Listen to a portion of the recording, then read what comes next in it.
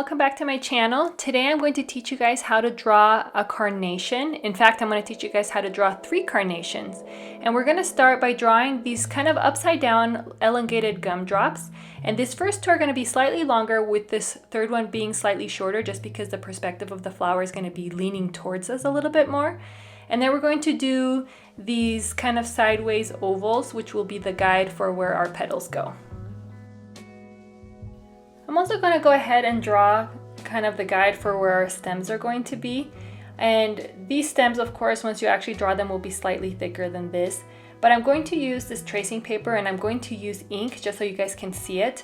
But of course, you guys can draw this with pencil and then later on ink it. And I am using the Zebra fine liner brush pen.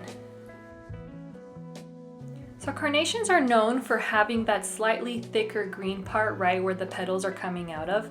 And that's what we're going to start drawing right here. Kind of looking like a childish tulip, right? Where you kind of go up and then you have the 3 points. And then carnations have little leaves kind of intermittently down the stem. So I'm adding these 4 little leaves here underneath the thicker green portion.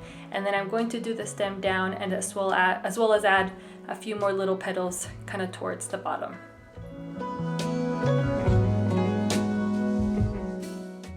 So you can see here that I am drawing along the line that I used as my guide, but I'm doing 2 lines parallel to each other to make it look like a thicker stem.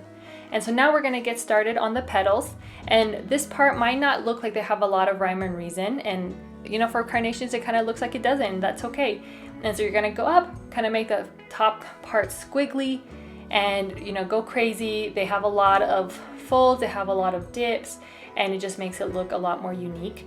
And a few of the petals, like that one that I just drew here towards the front, they're kind of leaning downwards or towards us a little bit more. And so feel free to make those kind of folding that way and then do the squiggly part on the bottom. And you're just going to repeat this process, adding more of this like squiggly lines towards the top like this. And once you add the detail lines, it's going to make it come alive. So don't worry if it doesn't look that great in your little sketching portion. So we're going to get started now with our second one. And I did have them slightly overlapping, and so don't worry about the petals that are going to be behind this first flower. And so for this one, because some of the petals are going to be covering the top portion of that thick green portion, I'm starting first with this little petal. As you can see, it's like kind of a thinner. This is just because it's leaning towards us. And I'm going to repeat this just a couple more times, and then making some slightly longer because they're folding even more towards us. So you're not seeing the full green portion. It's kind of being covered by those petals. And then you're going to repeat the process that you did on the first flower, where you go up, squiggly lines, come back down, and just kind of go crazy and add a bunch of petals.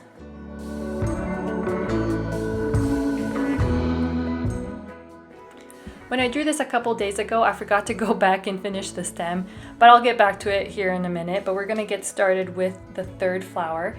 And because this one, the perspective is kind of leaning more towards us, we're going to see more of the top portion of the petals and less of that thicker portion where the petals are coming out of, which up to this point I've been calling it the green part. And so these ones, kind of like that very first petal, they're slightly shorter looking just because of the perspective that we're seeing them. And so you're going to add some kind of folding upwards and then some folding forward towards us. And that's why you can see the 2 directions of these petals. Some are folding towards us, some are folding towards the center of the flower. And so once you kind of finish that little lower portion of petals kind of coming towards us, you're able to go back and complete the same process you have before, where you're just, you know, adding a bunch of squiggly petals.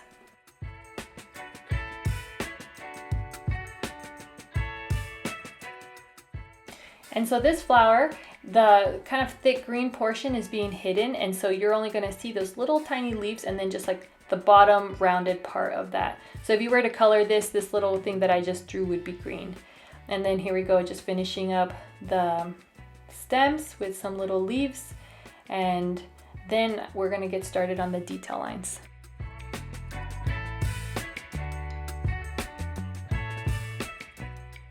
Hopefully you guys are still with me. I know that this seems like a lot, but I promise the detail lines is what makes everything come together.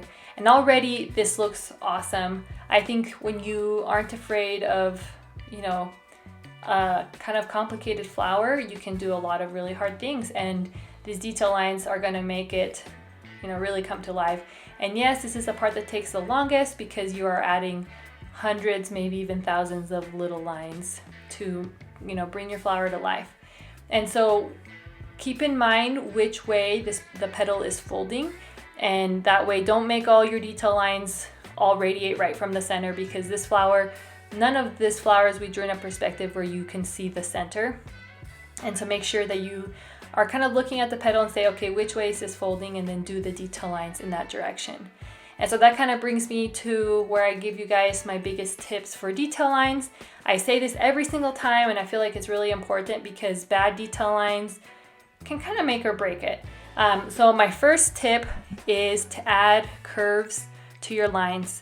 Don't make them super straight, because if you do, it's just gonna look really flat, right? Petals, they fold, they're curved, and so you need to add curve to your lines. Also, adding a variety of lengths to your lines. Having more shorter ones towards the bottom or towards the center gives that depth and a little bit of shadow. So short and long are really important. And the perfect place to put them would be on those like little divots where your squigglies are, because it kind of gives it makes that fold or dip look even more pronounced, which makes it look so pretty.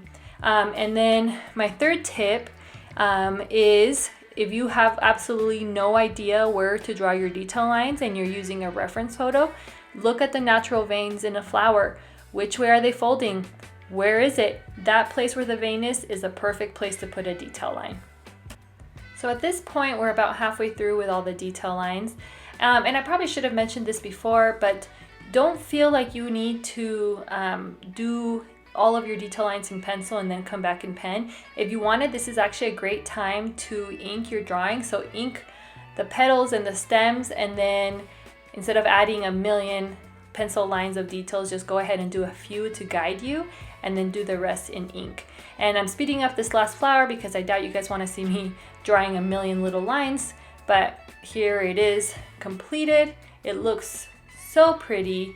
You can add color if you want, but be careful of which pen you're using, because some pens do smudge when you go over them with markers or whatever.